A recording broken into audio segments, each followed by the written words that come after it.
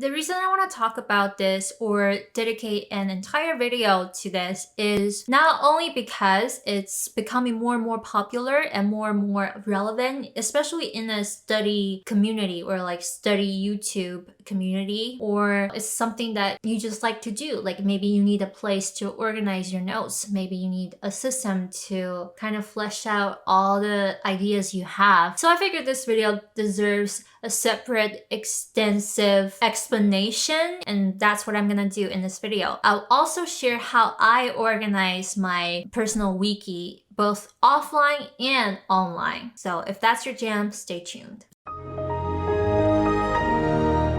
So let's first discuss what even is a wiki. Organizing everything you know, organizing every single data in your life, all that concept collectively is called personal wiki. So who might want to use a personal wiki? Well, if you're a student, you gotta take notes and you need a place to organize your notes. And we're not just talking about notes that you take in classrooms. Sometimes you watch a very useful YouTube tutorial, but you can't digest all the information at once. So this is a time for you to take notes so that you can reference it later on. Or if you're starting a business, you need to research a bunch of different things. You also need a place to brainstorm your projects, which I'll show you how I do later on. So personally, I think everyone should have it because we're just interfacing with all kinds of data every single day. Even if you're not trying to be an entrepreneur, even if you're not a student, if you want to get somewhere in life, if you want to be constantly improving yourself, having a place either offline or online to organize your notes, to organize your thoughts even, is a necessity to everybody.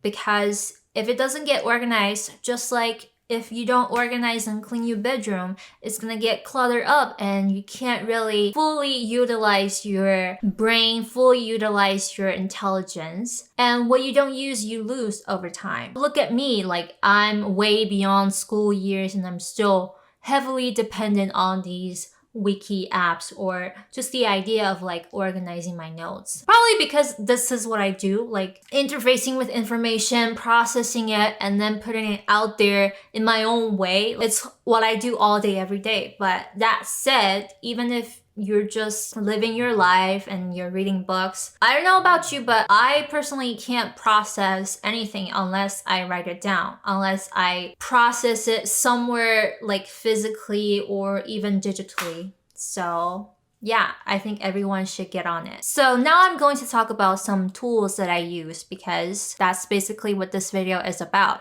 And some of these tools you already know and are currently doing. You probably just don't know that it's called personal wiki. It's definitely nothing surprising. It's just nice to know that it's not just you, everybody else is doing this kind of thing. And you should be proud, there's a community of people just organizing or learning how to organize their daily consumption of information in the context of school or just watching TV and watching YouTube. So starting off, I'm gonna introduce my offline solutions because that's what we started out with. Taking notes in a notebook or on a single piece of paper just randomly is something that we all grew up with. People have been doing it for millennia, and it's something that I still use. Nothing beats the sensation of putting pen to paper. Nothing can replicate that. Even if you have an Apple Pencil and you're writing on your iPad, it feels a little bit different. All I'm saying is there still is a time and place for physical paper and physical pen. Even when I have a printable note, or even if I have something digitally that I can work on, maybe a word processor or a writing app, I still at the end of the day like to print everything out so that I can cut a paragraph out and then move it around. It's just more tactile and you feel more in control, which is why I think most people, when I published my book and told everybody that unfortunately I couldn't sell physical books, I couldn't sell physical copies in China, most people were bummed out because I can relate, when I go to a bookstore, I like to be able to see the table of contents. I like to be able to flip the pages to like read ahead of time and see what the rest of the book is about. And if I'm like just reading something digitally, I like lose a sense of like being in the world, being in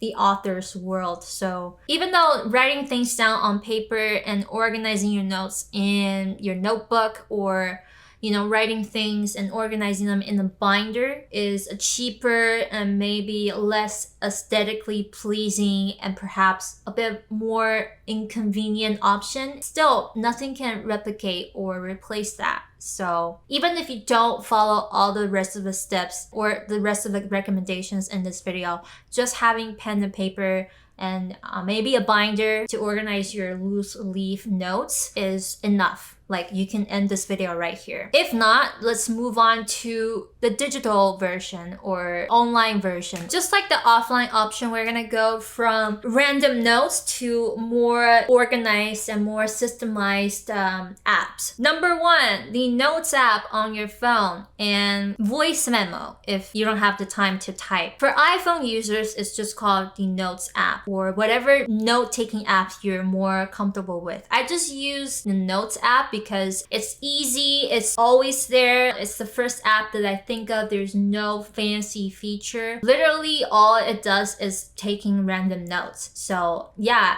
it's still my go-to taking random notes app. But once I gather some idea and I want to put everything in an outline, I move towards this app called Xmind. It's basically an app that allows you to make a mind map or a flow chart of sorts so that you can see your ideas in a more cohesive and coherent way. Oh, by the way, I also have another app that is actually designed and engineered in China. It's called Mubu. It's kind of a combination of outlining stuff and writing in paragraphs, and I've been enjoying it in the last month. So, but you can go with either one, honestly. So now, if you want to move on to writing paragraphs or writing an essay even, I have a few markdown style kind of word processor or writing apps that I recommend. I don't have a favorite because it all depends on what I'm working on. But if I'm writing a full-on like script, top to bottom, start to finish, I want something as empty as possible. So like I want the interface to be as simple as possible, nothing fancy. Like I don't want to worry about font, text style, the font size, all that. Like I don't want to worry about that. But in the meantime, I want the flexibility of a traditional word processor. So with mind map kind of app, I can't really go without any bullet points. So yeah, I can't write large chunks of text. And speaking of writing large chunks of text, what if you're like on the road, or what if you don't want to look at your computer, you don't want to be distracted by other apps, by social media, and you don't want to stare at a screen? I recently found this like little toy. Yeah, I call it a toy because it feels like a toy. It doesn't do anything. It's not connected to the internet. All it does is it types out your words. So it's like a keyboard, but you can plug the cable into a computer and transport your work onto a computer and print it out. And it's something that I do when I absolutely know I don't want to be distracted and I don't want to jeopardize getting distracted. And it's been quite useful. It's like a little bit better than pen and paper, because with pen and paper, you can't write really fast. I definitely type faster than I write. So yeah, it's another tool that I've been using a lot. The only downside is that it can only type English. So if you're writing for homework in China, then it probably doesn't do you any good. But other than that, a lot of my video scripts, even journaling sessions, are done on this particular word processor. I'll show you the eBay link that I bought. It's like really cheap, but sometimes it crashes. So you gotta pick your battle. If you want to get distracted, get a really cheap computer that'll also do the job. But I find that like whenever I get a gadget that is connected to the internet, I instantly want to like customize it or add things to it. So it's nice to have that kind of constraint. Moving on to this app called Obsidian. This is still like, I'm still experimenting with it. I'm still deciding on like what to use it with. I guess like The feature that attracted me to it is that you can link different notes together. So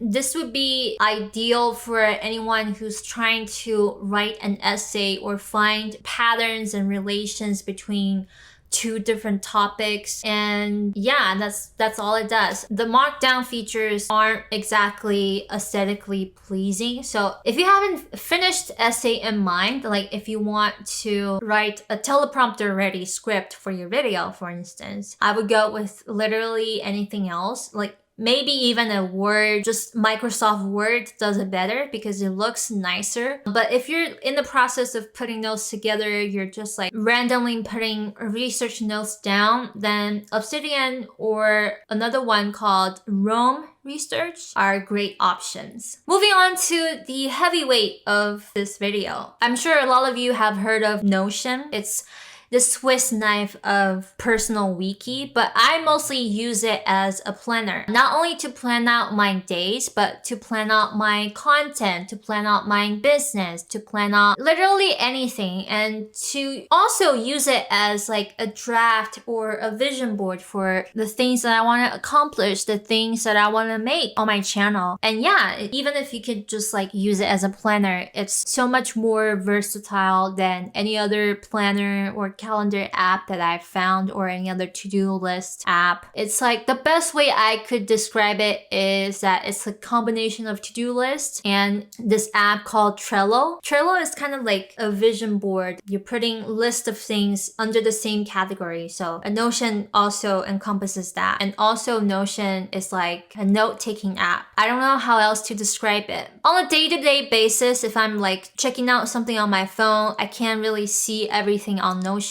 And Notion isn't exactly designed for a phone. So I have to use something else. And lately I've been using this app called Tweak. It's basically a to-do list embedded into a calendar. I don't like the traditional calendar because the texts are so small, you can't really see what's going on until you click into it. And I don't really like to use the traditional to-do apps because it doesn't show the date and you can't move the item smoothly to another date, for instance. So yeah.